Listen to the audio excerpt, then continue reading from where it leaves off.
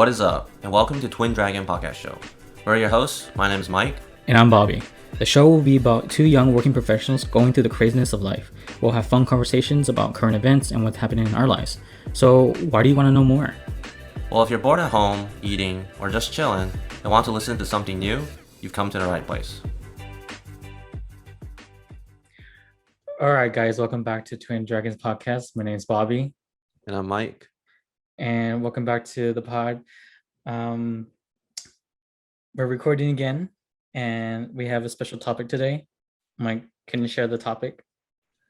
So we're going to talk about mental health, I believe, and healthcare. Yeah, and healthcare. Mostly just healthcare in general. In general. That's a very big topic. Yeah, it'll just be helpful. We're just broad, we're not full experts. Not yet. Some of us might be a little bit more. Or just our experiences of like trying to get healthcare. I thought I was really inspired by that podcast called Sit With Us, where these middle-aged women talked about. Dang, middle-aged women. Are they middle-aged? I mean, mother-like aged ladies who. If they hear us, they're gonna be mad. They're like, who is these people? Yeah, they just talked about, one of them just talked about their journey with healthcare when she had cancer. And, it's pretty nice to hear, just like, it's not nice to hear just how she struggled, but it's nice to hear that we can relate with people who might struggle in that kind of way, not directly, but maybe indirectly.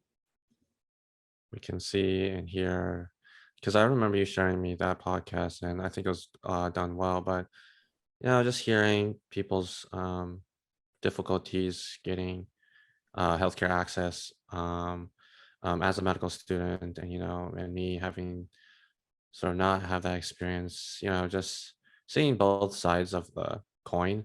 It reminds me, and time and time I see it again and again, how messed up and convoluted and difficult our healthcare system is.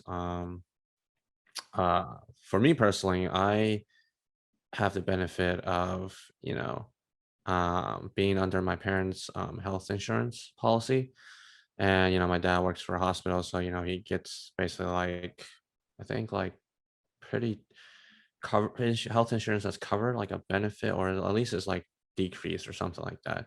And props to Obama for passing that new law. I forgot what the name is, but whatever. It's like you're able to be covered up to the age of 26, where originally it was like 21 or something. I don't remember, but like that helps a lot of that young working professional, because healthcare insurance It's expensive. Especially the good kinds. The PPO. I forgot what PPO stands for, but those are like the sort of privatized one, and then HMO is like the more. It's cheaper, but like you're not able to access outside providers outside the network, and then then you have like the government, like Medicare and Medicaid, or maybe that is part of HMO. I don't know. What about you, Bobby? Well, yeah, I think again, kind of like what we described in the beginning. My experience is totally different. For my upbringing, I lived with government assistance. I'm not just familiar with just the title of it, but we gained a lot of our medical insurance from the government, because my family didn't make enough. It's probably Medicaid. Yeah, Medicaid probably. And so everything seemed fine to me. Growing up, I was going to the dentist, got to go to the doctor for checkups. But I think it really hurt me the most when I got into college. I think I went to the hospital twice, or the emergency room twice. And was it twice? One, two, maybe three times. And dang, we call those frequent flyers. And well, one of them because I was in an accident, a car accident. So a car like hit us from the back, and I had whiplash, and I started throwing up, and I just couldn't stop throwing up. And and they took me to the doctor at that time. There was another time when I got sick during college, and what do you call it? I just wanted to. I guess I would need to go to the doctor because I was coughing so much and I just couldn't handle it. And then there was another time when I broke my tooth and I guess it Oh, cracked. It was eating chip and I guess it angled it at the wrong way. I don't know how, but it just made my tooth crack. And I went to the hospital because of that as well. They I went, but they couldn't really do anything. But then I was because you left. needed a dentist, Yeah, I not a needed a doctor. dentist. But I guess that again, I was left with all these bills and I didn't know how to pay all these bills because I wasn't covered by insurance or well, I guess to give context, I paid everything on my own during college. And so I guess it was really overwhelming. And so I didn't really pay it. But I don't What? know. Yeah, I didn't pay it. But how could I pay it if I don't have any money to pay it? They didn't Um, come after you for it? they didn't, well, they did bill me. Um, but yeah, I wouldn't say it was like a large amount, like $10,000. It was like, 1,000, in the thousand range for each one, kind of. But then it kind of led me to, I think because of that cracked tooth, it led me to another incident where kind of not I left it alone for that long time. It didn't really Mm-hmm. bother me for a while. But I think after, I guess, a year or so, that's when I started feeling pain in my tooth. And the only way to comfort it at the time, I just kept drinking water. And it kind of soothed it. But then there was just one day, I went to class and I kept drinking water to kind of like soothe the pain. But then What I the? keep, yeah. And then Then you had to I, keep peeing. I had to go into the restroom. And then I was just in class and I had my head down. I was like, I can't do this anymore. And so I left and then I was calling places to see where they can take me in, like a dentist. And then I was calling my roommate. I was like, I need you to meet me at um, the dentist was, I didn't know what was going on. I guess as a person who's adulting, you know, it was hard for Adulting. me. Yeah, adulting, because I'm not used to like going to the dentist on my own or going to the ER on my own. I always had my parent at the time, and they ended up saying that they need to extract my tooth because it was infected to the root. And so then they started pulling it, well, they, put anesthesia and stuff like that. And they ended up taking it out. And my roommate was there at the time and he was in front of me. And then, you know, all I remember was being in a lot of pain and crying because they were just yanking it out. They didn't And put anesthesia? they did, but it was just too far down. Like it was infected already. It was infected? Yeah. And so it was just too much all at once. And yeah. And all I remember was like clenching my feet around that table that you lay on. And what do you call it? Yeah, I was like, oh my God, they need to hurry up. Oh, they kept saying, we're almost done. We're almost done. I was like, why aren't you done yet? You keep saying that. You're And lying. they were, but what can they do? I was basically screaming in the dentist's office. That happens. I'm sure a lot of people did too. And then I just remember like them patting my cheek, and I was like, oh, they're wiping my tears away. And then, you know, I was my roommate later that day was telling me they weren't wiping your tears, they were wiping your blood. Basically, they just said that, oh, my roommate, from his perspective, he was just sharing like, oh, when they're pulling the tooth out, blood starts squirting out of your mouth. Oh, dang, that means you had a lot of inflammation. Yeah. I've seen it. I've also experienced it, mostly to get my wisdom tooth pulled out. Mm. But dang, I kind of know what happened to your tooth. What happened to it?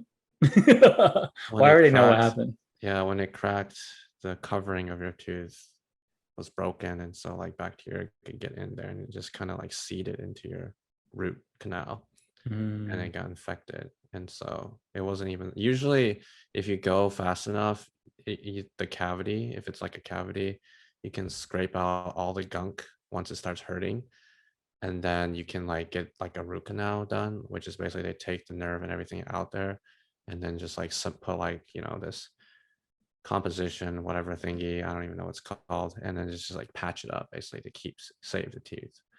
But since you didn't go in and you didn't know to go in, it basically just got infected and it just like got worse and worse and you couldn't save it. Yeah. But yeah, that's why kids or people who's listening, go to the dentist, brush your teeth. Brush your teeth. Well, yeah, I guess some of Floss. that was also because I didn't floss, which was something that I didn't grow up to do or taught, I guess, in a way. But Yeah. I think even now I think it's so nice to actually have insurance that my job provides. Yeah, You I got think that dental, that health, that vision, the whole package. yeah, basically I'm just covered. And you know, I don't pay a lot actually. And it's nice to see that, you know, I don't have to worry when I go to do a doctor's visit or go see the get my glasses. Now I have glasses. But you Which ain't I wearing it. well, I'm not wearing it now. I only needed to, you know, to drive because I have astigmatism, which I didn't also know. For so many years, you know, for so many years I didn't know that, you know, I was like, man, lights always hurt my eyes at night, or when I drive, like the lights always just bothered me so much, and I was like, why isn't anybody else bothered by this? But then they ended up telling me that yeah, I had astigmatism. Yeah, I think even for having dental, it's so nice to, you know, feel secure that my teeth are being taken care of. I'm actually at the age of 28, you know, I'm gonna get my wisdom teeth out finally. Dang, guys, he just revealed his age to y'all. Yeah, just 28. And it's crazy too because, you know, I work for a health company as well, and you know, a lot of people don't know what to do with um, the health insurance or whatever government assistance that they have. You know, a lot of people just go to the ER and what do you call it? Just spend the money instead of like actually getting the proper care at a, like, you know, physician's office and just getting, you know, regular I guess visits and the proper care that they need. Well, a lot of people don't have insurance, and so they just like use the ER as like basically their physician, because they're on Medicaid or whatever it is, and then they just like rack up bills on the health insurance. And I actually just recently read an article. It's like this United Health insurance company that's based in Minnesota. They were going to enact a protocol to basically look at every single claim that goes through. Like, you know, if you go to have something done, you file a claim to the insurance for them to pay, and they're going to look at every single claim that goes through to them from the ER and decide whether or not was that actually an emergency or could have been done at a doctor's office. And if it's not real emergency, they're not going to cover it. And you know, all these like people will be like the American Hospital Organization, the American ER, you know, or American Emergency Doctor Society, whatever, are all like, no, no, no, no, no, you can't do that, because they're like, oh my gosh, you're gonna hurt people's, you know, care, you know, you're gonna be like giving them not good care, you can't do that, blah, blah. But essentially, really, you know, I feel like I'm very cynical, but I feel like, you know, you see the people who are responding to it, and it's the hospital and the ER docs. And you know why? Because if they actually review it, that means they're going to actually get less money from people's visiting, and insurance is not going to pay them, obviously. And so they don't want that to happen.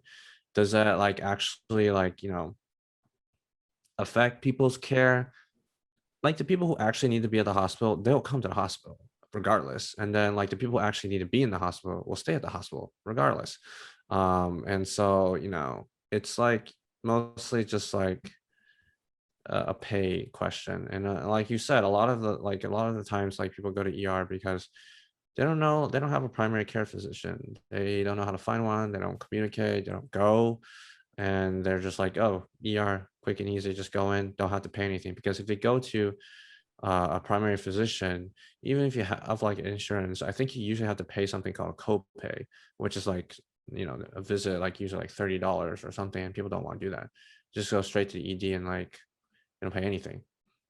They just walk out or go into the hospital, and then they go into the hospital and stay for the night. And dude, guess how much like a hospital stay is one night? Probably like over 1,500. Yeah, it's usually around that, and it's That's like, crazy. That's I know it's, absurd. and like most people, they don't pay for it. They don't pay for that. Like, unless you, maybe if you had like some insurance, but if you were poor, you pay nothing. And not to say like they shouldn't be at a hospital, but sometimes they don't need to be in the hospital. But it's just like, and then they just rack up a million charges and blah blah blah. It's just like, that's why healthcare is expensive. But then it's like, when you try to like cut costs, everybody's like, oh no no no, that's gonna cut my paycheck. Oh no no no, you're gonna like hurt patients, care somehow, blah blah blah. When it's like, am I really? Am I really? I'm cynical. Am I really what? Am I really gonna like not be able to treat patients properly just because you're gonna be more thorough about what's gonna be paid and stuff? It's not gonna affect care, I don't think. It's gonna affect the physician's attitude. Be like, I'm not getting paid as much. Yeah, sure, but Hmm. it's not gonna be that big of a difference. Like, I think most of the money is being spent on fixing problems that should have been fixed way earlier down the line. Yeah. Do you think, I think because you have experience, working with in the hospital area, do you think, w- I think, do we run through an old system that, yeah, I guess you kind of said that needs to be fixed? Yeah, there's just too many. The problem with healthcare is that it's like a huge topic that we obviously can't cover everything in this like podcast, but just to give like a very like broad picture, it's that America is the only Western country, I believe, that is not a single payer for healthcare.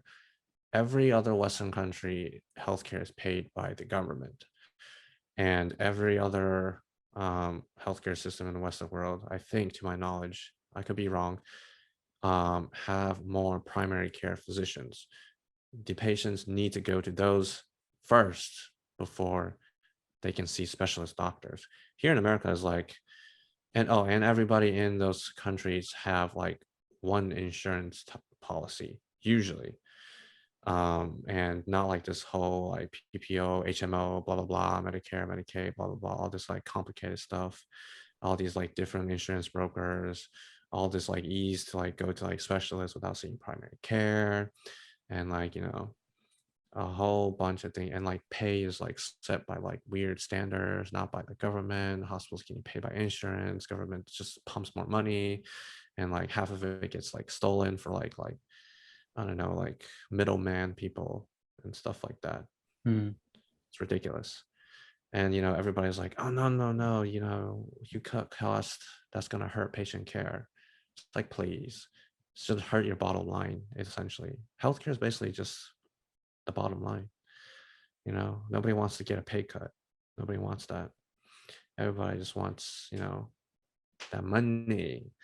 But um, and yeah, you do get to give care and stuff like that, but like other countries like have half the cost, and it's like they seem to have like pretty much similar life expectancy as us. Hmm. We have like super high like infant mortality, maternal mortality after like birth. It's like, yeah, we're paying way more than every other country. It's like, why? More does not mean better. Yeah. I think even going further on, I think it was good that I went to college as well because, I got the help that I needed um for a convenient price when I would go to the campus doctor whenever I was sick. I know that I also had a torn or pulled tendonitis tendon What? or Achilles. I pulled my Achilles or tore it, and I was wearing a medical boot, and Dang, you had a lot of issues on, this, that, that. I don't even think I went to the student health like more than like 3 times. I can't well, remember. lucky you. Well, the reason that I tore my Achilles was because I You're had going too ran hard. basically I ran a marathon, and then following week I ran a 10K, and then the following weekend we were doing a volleyball tournament, and I think all of a sudden like I started limping, and I was like, what's going on? I can't I don't walk. I don't think you tore it. I think it got irritated or inflamed and I went to the doctor. They said I tore it. you tore it? Yeah, I went to the Achilles? camp. Yeah, whatever in the back of your foot, the Yeah, back. it's Achilles. Yeah, I tore it. So I was wearing a boot for a long time, and so then I just stepped out of the game, and it was during the tournament, and so we were pretty advanced into the tournament. And then at the time when it first started, I couldn't walk, and so someone actually carried me over their shoulders, which was kind of Dang, painful. dang. But yeah, after that, I knew the group of friends that I had um, started also getting to incidents as well. What incidents?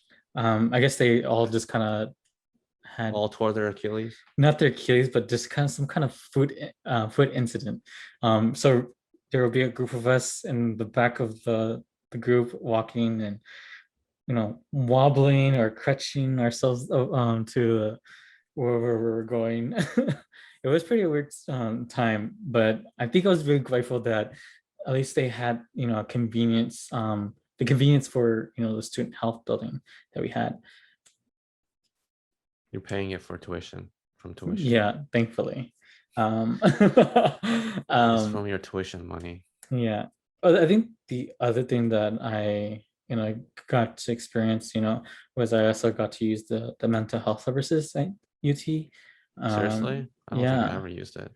Yeah, I Um, did. well, I had mental health issues. And so, I got to see them and talk to them, but at the same time, it was kind of hard. Um, I don't know. It's like they understand the situation, but at the same time, um, I guess again, it's like car shopping. You like the way certain people listen Talk or and talk talk. or Yeah. listen, Mm-hmm. but everyone does it a different way, and Mm-hmm. so it was really hard to connect in that kind of way. And so I think that was something that someone else kind of gave advice about later on. You know, don't stick with one, but you should like try to find out other, um, maybe one that actually suits you. But yeah, they were just kind of like telling me that you kind of shop around, seeing what suits you the best, and um, but yeah, well, do you have anything else to say about that? It sounds like speed dating. They Yeah, go through speed it's dating for basically different like that. therapies. Yeah, it's basically like that. I did, even as an adult, I still go. I guess I kind of sought out another counselor because I think it's always healthy to kind of talk about a professional about what's going on with you. That was And outside of UT. yeah, and then the one with the UT one, some of the things that I was talking about was just external factors outside of college that was just influencing me to not feel, I guess, in a way whole, a complete person. Mm-hmm. There was like situations with my family and just other things like my friends and just my personal life was just falling apart. And I think it just kind of led to my grades falling apart as well. And then Mm-hmm. with the current one that I was seeing, even recently because of the pandemic, it was nice to just hear um, the controls that I have in my life. I don't think the perspective that he gave I would have got from someone else, which was kind of nice, and it was something that I needed to hear because it's truth that someone else can't really tell me or see it without, I guess, that kind of professional training. Mm-hmm. I think mental health is gonna be very, very big thing, especially coming out of this pandemic, Hmm. because a lot of people were isolated or weren't able to go outside, weren't able to hang out with friends as much, away from, group settings, not being able to be in class or at work. And just that like social isolation, financial like insecurity, a whole bunch of like different things happening, experiencing death maybe and stuff like that. And I read like a lot of psychiatrists were burnt out during the pandemic because they were having so many patients, so many long hours, more so than they were used to, and it's all because of the pandemic and what it did. And even now, I see like articles about like like the youth or young adults or young people, how this pandemic would affect them going forward for a while or so or such. Um, but I'm an introvert, so I'm gonna just say like it don't affect me that much. It was like it got to me a little bit, yeah, sure, in the middle of it after like a while, but on the whole, I don't feel like it was that much different other than me like me being out of school for a while, like during the summer, just being home all the time. And then I was back on rotations right afterwards. So Yeah, I think yeah, I think just kind of going back, it was interesting because like even my work place, gave us a lot of referrals to see counseling, a lot of like really, health. Yeah, so we got to see counseling for free, which is how I got to see the counselor that I saw. dang luxury. Yeah, and it's nice because like I guess it's important, you know my company thought that mental health is important, while working from Help. home during the Mm-hmm. pandemic, Mm-hmm. while either taking care of kids or just even your family back at home. Mm-hmm. And I think there was a lot of things that people were experiencing that I probably wouldn't personally experience, or you, that probably that they needed to talk to someone. One of them was like, domestic abuse, during the pandemic. There was an Oh increase yeah. in that, imagine Yeah. like the help that they kind of needed. Yeah. A lot of things were kind of shut down or like hard to get out of the house. People weren't, actually at work and such and such. And yeah, I can't imagine. Yeah, I think it's important. I think I like that we're talking about it because, people don't normally, talk about like, oh yeah, I'm seeing a counselor, or hey, I'm going through this kind of thing and it is affecting my mental health. And I think I'm an advocate of like, getting um, some help when you need it. Because there are professionals that, or things that, as me as your friend cannot um, help you with, while a professional can. Yeah, and also just mental health is being destigmatized in the current, I guess, Culture. society. Yeah, Yeah. culture. There we go. That's a better word. Yeah. Um, and which is a good thing, because it's like this hidden thing that nobody wants to talk about because it doesn't really have like a physical manifestation unless you're like, you know, mania, like acute mania, stuff like that, going crazy and doing weird things that are not normal or bizarre behavior. But like a lot of things are you can't see because inside, and people are like, you know, do you really have that? Is that really going on? Are you faking it? Kind of thing. It was like, oh, that's just nothing. You're just, being dramatic, or, you're just, too emotional, or like too much, or et cetera, whatever it is. But mental health, mental well-being is, part of the, I guess, like where medicine's going, like the holistic approach, like mental well-being, physical well-being. Everybody knows physical well-being is easy to see that. Mental well-being is a little bit more subtle, and then there's like, I don't know, more stuff now, whatnot. I'm not sure. Holistic, or maybe even like spiritual well-being too. And yeah, but I think another thing, just like going back to healthcare, is that we talk about all these different parts, but we don't talk about like, how is that person going to get it, how Hmm. from their situation, from their social social well-being, let's just say, new term, social well-being, Yeah. they can't get to the hospital, they can't go to these visits, they can't meet up, they have job, they can't take time off from their job, they have to take care of their family, they have to take care of their kids, they might be a single parent, they don't have enough money, their insurance doesn't cover, all these different things. It's like, yeah, we know we need to do that. Yeah, we know we need to do this. Yeah, we need to get help. Yeah, I need to find help. Like the other part of the equation is like, yeah, how am I going to get that? How am I going to do that? How am I going to pay for that? So another question that, we don't talk about. Like there's a class system basically in America for healthcare, whereas every other country, healthcare is a right. Whereas here it's a universal right there and universally paid for, or universal coverage. I mean, here is like, you can't pay for it. Too bad. You either got to be really poor to be covered on Medicaid, or you got to be, wealthy enough to, pay for it yourself, or, be covered from like your job or something. But then there's like the middle ground where it's like, how do I pay for it if I don't qualify for both of those? Or maybe I need more and, I can't get that because, it's not covered, or not going to be able to afford it, and such and such and such, Yeah, I think that's kind of, I think the sad part, I guess, reality for, I guess, Americans. Yeah, I remember when I would pay out of pocket for a session, it was like 230. Dang money. As a person who just came out of college. 230 for like one session. 1 hour session, yeah. Wow. And even 1 hour is like 45 minutes. Oh my goodness. Yeah. And college students normally, if you don't grow up, wealthy, a normal average student wouldn't be able to pay for that normally. Bro, I think most people wouldn't have like $230 for like an hour, less than an hour. Yeah. That's basically like that therapist is making 400K a year. But yeah, more. That's crazy.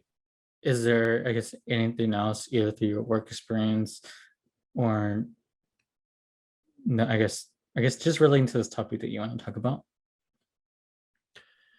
Honestly, my pet peeve is that like so many things in healthcare can be so preventable. Like if people would just, I know like sometimes it's hard. A lot of things can be hard. Like, don't get me wrong, like finding good food source, like, healthy food choices and sources can be difficult for a lot of people. But I think if they take sort of the effort, sometimes it's not as hard as it can be. You'll definitely have to take effort to do that, to find good health choices for some people, because eating healthy is like a luxury for, I guess, like, especially in New York. But there are like, local food market and stuff like that. And or growing your own food too. I think that helps me a lot. Not in New York. Oh, yeah. But like, yeah, that is an option too. But I feel like seeing it in New York makes things a lot harder, because like local food stores might not be close, might not have a lot of options, and maybe people just don't want to eat that stuff or whatever. That's like a whole different story. But there's local like farmers market sometimes that comes out in the neighborhood, at least where I'm at, and other places, and maybe like cheaper groceries. But essentially, I think my pet peeve aside from that is just all you need to do is put sunscreen when you're out in the sun, prevent skin cancer. Number one cancer in America, skin cancer. I don't know why people want to tan without sunscreen and just be in the sun and just like cook themselves. But sunscreen. Number 2, healthy food choices. Everything in moderation. Food choices, like it's hard, like from experience. It's hard, but you'll find foods that you end up liking. Find foods that you end up liking. Cook in a way that you like it. Just change it up. Whatever works. To just get yourself to eat fruits, vegetables, less meat, whole grains, etc., like nuts, healthy fats, less of the fried food, sugar, and red meat. Like if you just do that and don't eat like huge amounts of food, like moderation, and like it's not saying you can't eat like junk food or fast food or pizza or whatever like once in a while, but you can't do that as a habit. Obviously, can't be like normal. But it's no one's saying to don't eat it ever. Essentially, you're saying try to have healthier health habits so that we can prevent ourselves from going to the doctor. Yeah, and then like just work out, exercise, whether it's like 10 minutes every day or something. If you only got 10 minutes, do a challenging exercise. If you got more time, you can like spread it out more. It's like, there's always ways to make it happen. It's just like people don't invest in it. It's like investing in yourself, Mhm. making sure your body's healthy. Oh, and sleep. Sleep's the last one. This whole culture about no Maybe sleep even just is like like so dumb. stretching, helps a lot. Stretching prevents you from going to the PT for sure, Yeah. but it doesn't get you in shape though. Mhm. So you need both. But like all those things we just mentioned, if people would just do it, like maybe even like half of the time, they would prevent so much health complications, I believe. Like so much, like Mhm. less hypertension, less heart attack, less high cholesterol, less diabetes. All these things are things that could be prevented. And it's costing so much money for people and for our healthcare system. They don't need to be there. But yeah, that's my pet peeve. You know, most, I don't know. I didn't know we were talking about pet peeves. But you said like one thing that from Oh, my yeah. experience, I think that's what like preventative things goes such a long way. And plus, like you're saving money. You're saving money from like going to the hospital, going to doctors more frequently, paying for drugs, paying for these treatments later on that are much more expensive. If you just do those things, you also feel better, look better, do more, and it's like investing in yourself and getting like, and you live longer. It's proven doing those things. So it's like why wouldn't you do it? It's like free. Yeah.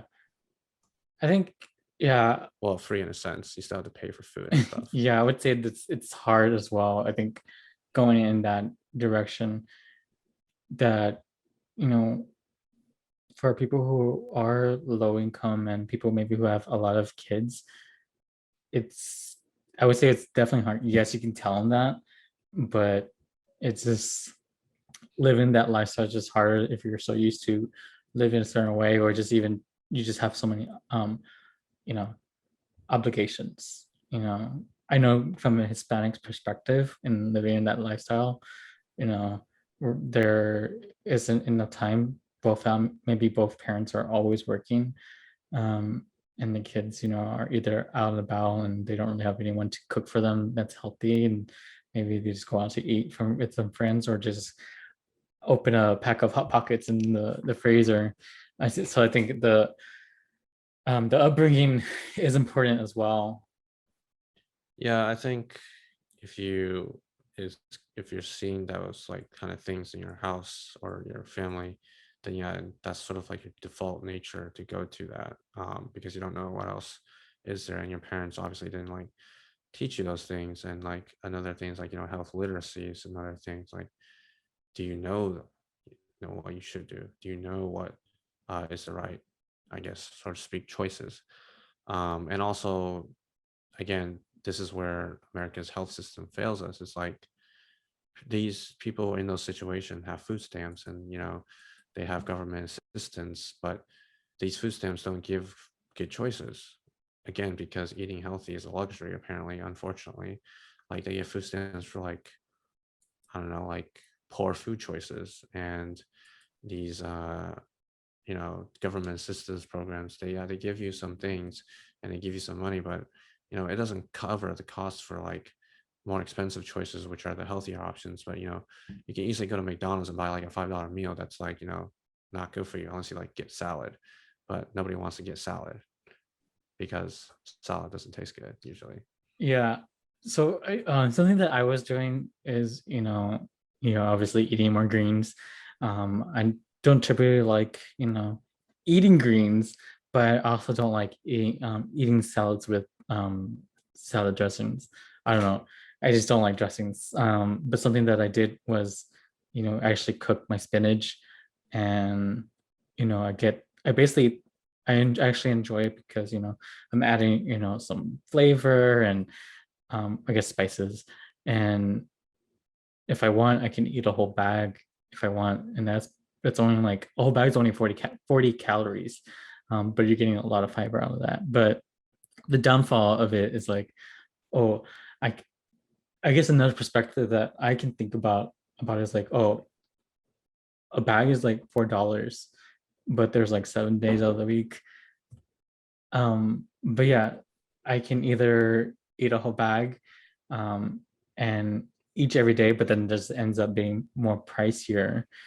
But I Or you think can just I not eat the whole bag and eat a third of it. but I'm cooking it, and I'm not really getting really full all of it out of it. If you know what I'm trying to get at, I want to be full, but also kind of eat it. But basically, I end up buying almost like 5 bags of spinach so I can eat it all. Dang, But I can essentially eat a half a bag a day, one for lunch, one for dinner. So I'm eating, the right amount and still saving in a way enough for the week.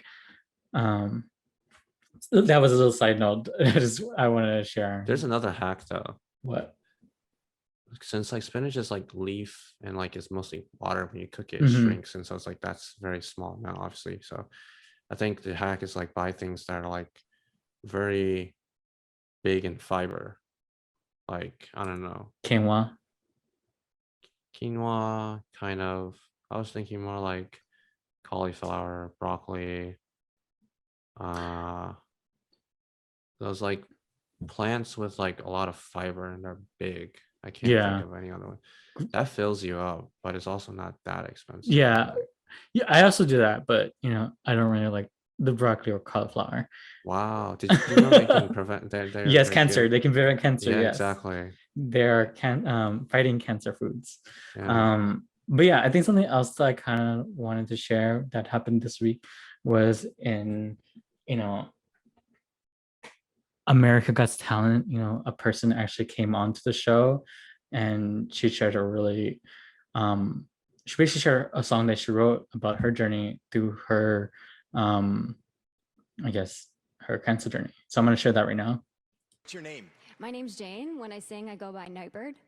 Oh, that's nice. Nightbird? That's right. What are you going to be singing for us tonight? I'm singing an original song called It's Okay. It's okay. Yeah. It is.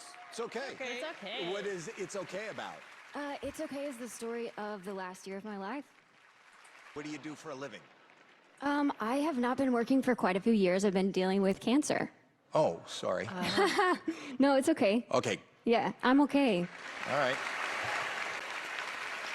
Can I ask you a question? How are you now? Last time I checked, I had some cancer in my lungs, my spine, and my liver. Wow. So you're not okay? Well, not in every way, no. It's important that everyone knows I'm so much more than the bad things that happen to me. Yes.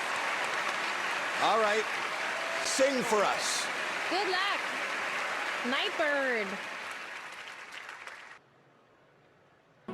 To be lost sometimes.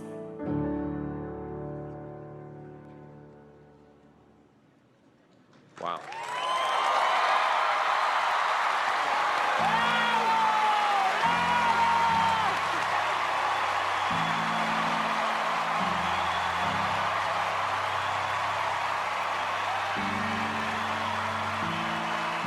Your voice is stunning. It is. Absolutely stunning. And I totally agree with what Howie said, about authenticity. You can't wait until life isn't hard anymore before you decide to be happy.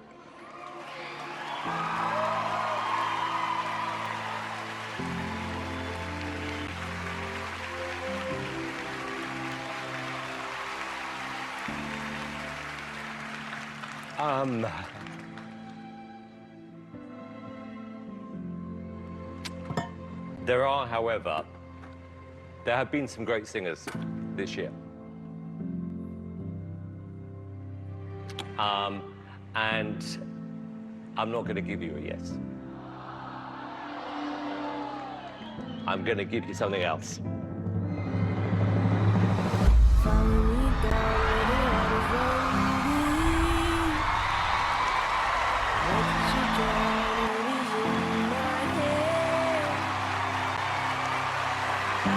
special.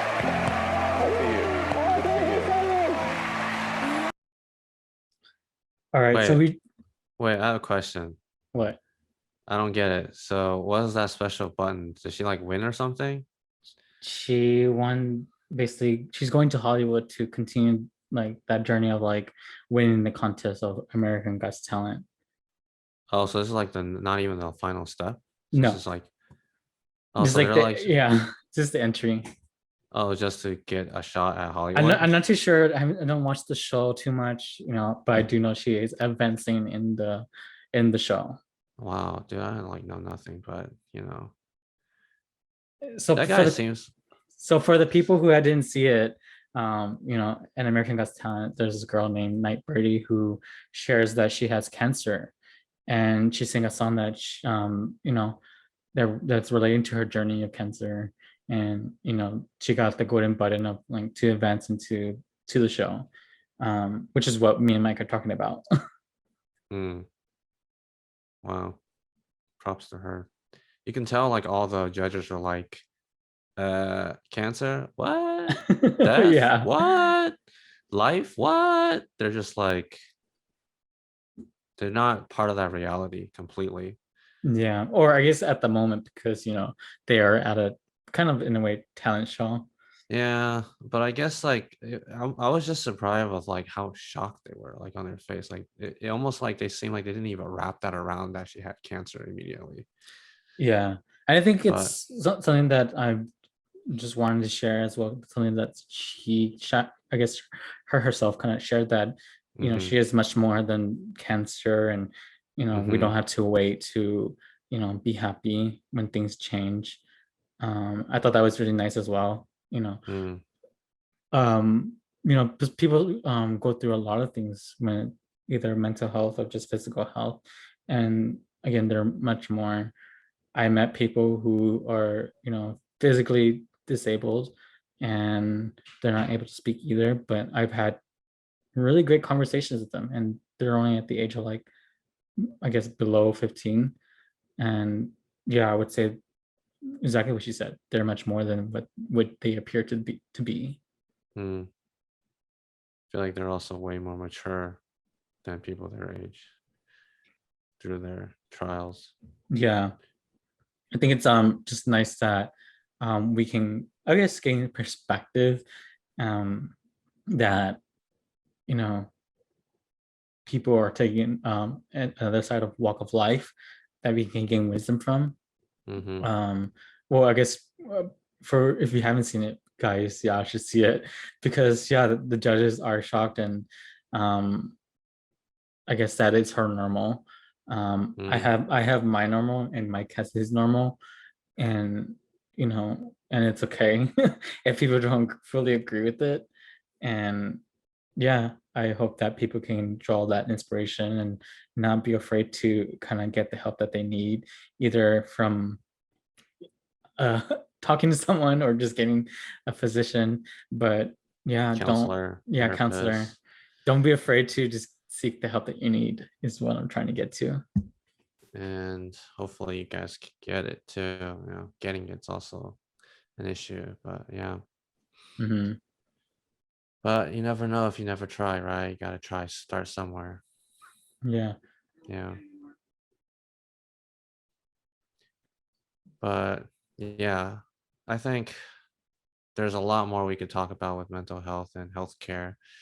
But I think this is a pretty good wrap for like an overview of the whole Yeah. topic. Yeah, it's a lot. We can go deep, but Mhm. that's for another time. Yeah, I think I feel like I can share so much more stories, not just from me, but just like people that I know and stuff like that. But I don't think they want me to share that. But yeah, that's pretty much it, guys. I hope you like this. It was a little bit more serious, yeah. But a little perspective, like Paul yeah, was saying, get some perspective on yeah. these weighty But things. yeah, if you haven't seen the America Got Talent Birdie part, you should go watch it. It's really nice. Mike, what did you think about it? I think it was yeah, it was nice. Her voice was definitely something. It was Can't really, even, yeah. can't even imagine that it was like a cancer. Yeah, her voice is really nice. Like you wouldn't expect someone who, you know. All right, guys, I think that's a wrap for this episode. I hope you guys enjoyed it, got some perspective, and we will catch you in the next one. Thanks Right. again for listening. All right, guys. See ya. Thank you again, guys, for listening to the Twin Dragons podcast. If you guys want to know more about a topic or want us to do a specific video, let us know in the comments below. And please like and subscribe if you want to help support us. Keep a lookout on our social media accounts so that you can keep up to date with any new episodes that come out and get connected. And we'll catch you guys in the next episode.